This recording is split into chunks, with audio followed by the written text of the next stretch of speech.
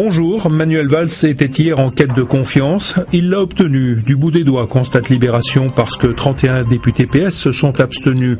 Cette victoire sur le fil, comme la qualifie 20 minutes, Manuel Valls est allé la chercher en brandissant deux épouvantails, analyse aujourd'hui en France, le retour de Nicolas Sarkozy et les propositions polémiques du MEDEF.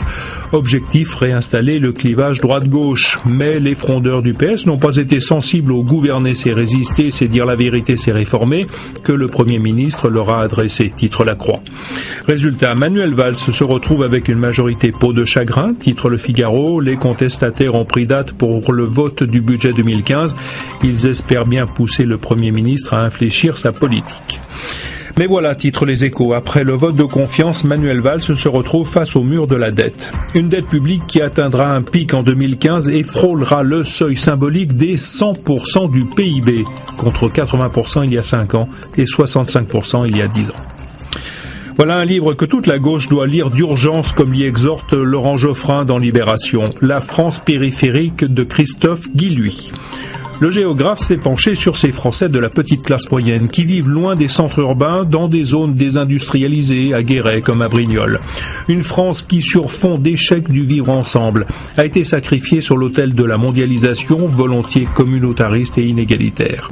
Une France en pleine insécurité culturelle qui, abandonnée par les grands partis, est devenue abstentionniste ou frontiste. Ce livre iconoclaste sort aujourd'hui et va sûrement créer la polémique. De l'autre côté de l'échelle, les pilotes d'Air France entament leur 3e jour de grève. Pour aujourd'hui en France, qui présente un comparatif des salaires des pilotes de Transavia et d'Air France, ce mouvement est surtout celui de la défense d'un statut où les salaires atteignent des sommets. Cette grève ne se justifie pas, va même jusqu'à titrer Le Monde. Dans une compagnie qui était sur le point de retrouver sa rentabilité et où toutes les autres catégories de personnel ont dû consentir de gros sacrifices, les pilotes ne peuvent constituer le dernier îlot de résistance au changement. Un criminel qui réclame la mort, cela se passe en Belgique, où les autorités ont accordé le droit de mourir à un meurtrier pour cause de souffrance psychique. Cette décision tout à fait légale chez nos voisins, relève aujourd'hui en France, dérange même les partisans de l'euthanasie. Un spécialiste y voit une caricature de la notion de consentement éclairé.